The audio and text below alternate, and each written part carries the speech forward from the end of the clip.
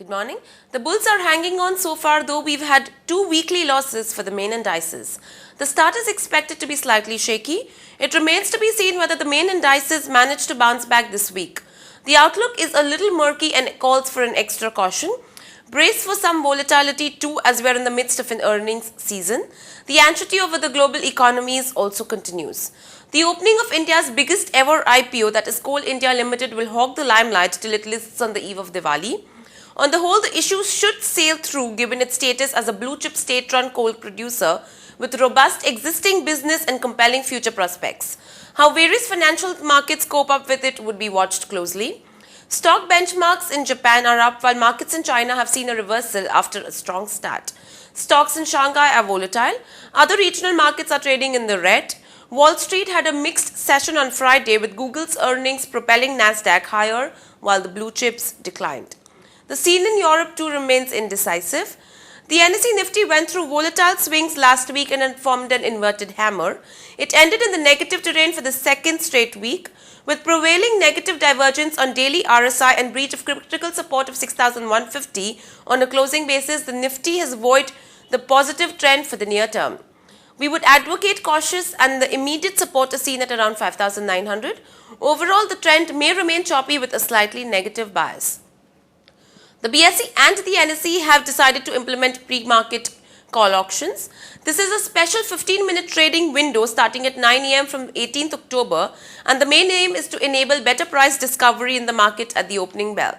Shares of Commercial Engineers and Bodybuilders Company, a manufacturer of vehicle and locomotive bodies for diverse applications for roads and railways transportation, will list today.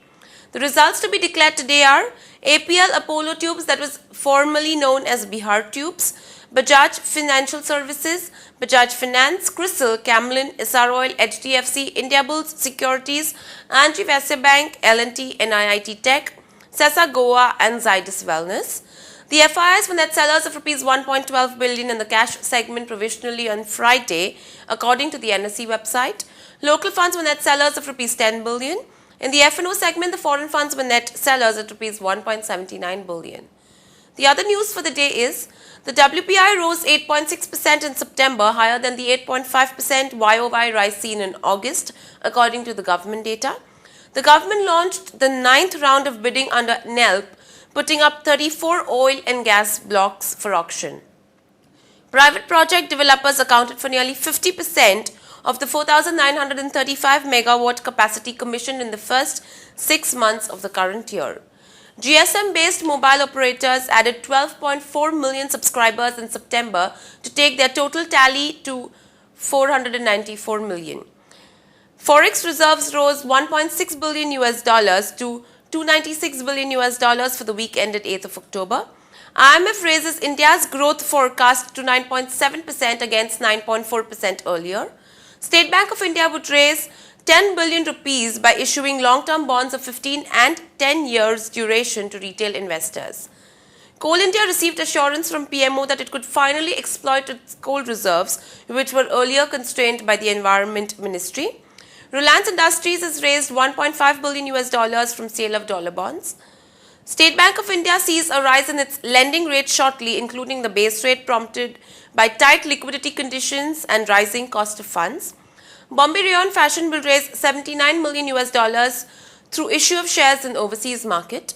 Union Bank of India raises its base rate by 50 basis points, and Indian Oil Corp hikes petrol prices by 0.72 rupees per litre. Moving on to the recommendations, the technical calls are a buy on National Fertilizers. We advise buying the stock above levels of Rs 133 for a target price of Rs 144 and a stop loss is to be placed at Rs 128. And a buy on Elecon Engineering. We recommend buying the stock in the levels of Rs 96 to 97.50 with a stop loss to be maintained at Rs 94 for a target price of Rs 110. And the derivative strategies are long Essar Oil October future in the range of Rs 137 to Rs 138 for a target price of Rs 149 and a stop loss is to be placed at Rs 131. And short GMR Infra October future in the range of Rs 56 to 56.50 for a target price of Rs 51 and the stop loss is to be placed at Rs 58.5. That's it. Thank you and have a great day ahead.